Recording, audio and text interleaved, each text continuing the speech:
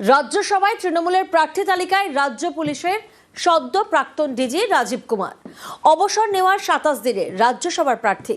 এছাড়াও তৃণমূলের প্রার্থী তালিকায় রয়েছেন বাবুল সুপ্রিয়, আইনজীবী মেনকা গুরুস্বামী এবং কোয়েল মল্লিক।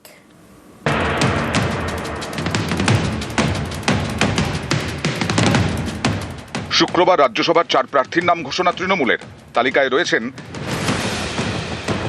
রাজ্যের প্রাক্তন ডিজি রাজীব কুমার, সুপ্রিম কোর্টের আইনজীবী মেনকা গুরুস্বামী, রাজ্যের মন্ত্রী ও তৃণমূল বিধায়ক বাবুল সুপ্রিয় এবং অভিনেতা কোয়েল মল্লিক।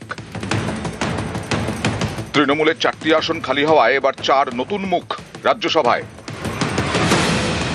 সুব্রত বক্সি, ঋতব্রত বন্দ্যোপাধ্যায়, সাকেত গোখলের মেয়াদ শেষ হচ্ছে এপ্রিলে। জানুয়ারি মাসে পদত্যাগ করে কংগ্রেসে যোগ দেন মৌসম বেনাজির নূর। এই 4টি আসনের জন্য শুক্রবার 4 প্রার্থীর নাম ঘোষণা করে তৃণমূল, যার মধ্যে অন্যতম আইপিএস অফিসার রাজীব কুমার 2024 থেকে 2026 পর্যন্ত রাজ্য পুলিশের ডিজি পদে ছিলেন। 31শে জানুয়ারি অবসর নেন। অবসর নেওয়ার 27 দিনের মাথায় তাঁকে রাজ্যসভার প্রার্থী করল তৃণমূল।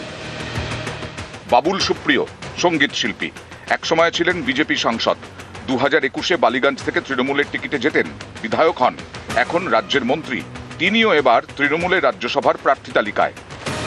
আমি অত্যন্ত কৃতজ্ঞ দিদির কাছে, ন্যাশনাল জেনারেল সেক্রেটারি অভিষেক ব্যানার্জির কাছে, এবং দল যেভাবে বিগত 3 বছর আমার কেটেছে, আমি বলবো অত্যন্ত ভালো, অনেক কাজ করতে পেরেছি। তো আমার মনে হয় যে দায়িত্ব আমায় দেওয়া হয়েছে সেটা আমি আমার the only way to thank, মানে আমার নিজের কৃতজ্ঞতা প্রকাশের একটাই উপায় থাকবে যে টু ডু ওয়েল, যেটা ওয়েলে নাবার কথা আছে, তো রিয়েলি ডু ওয়েল।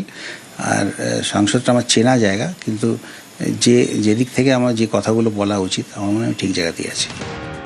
তৃণমূলের রাজ্যসভার প্রার্থী মেনকা গুরুস্বামী,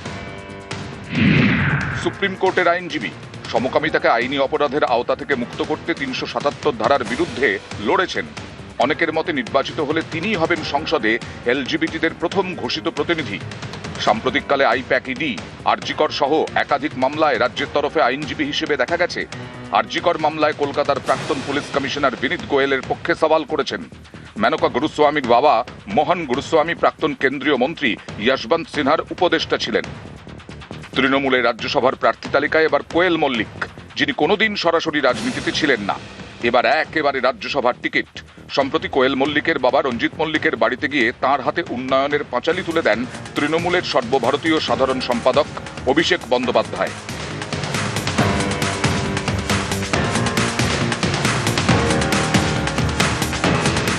রঞ্জিত মল্লিকের মেয়ে কোয়েল এবার রাজ্যসভার পথে।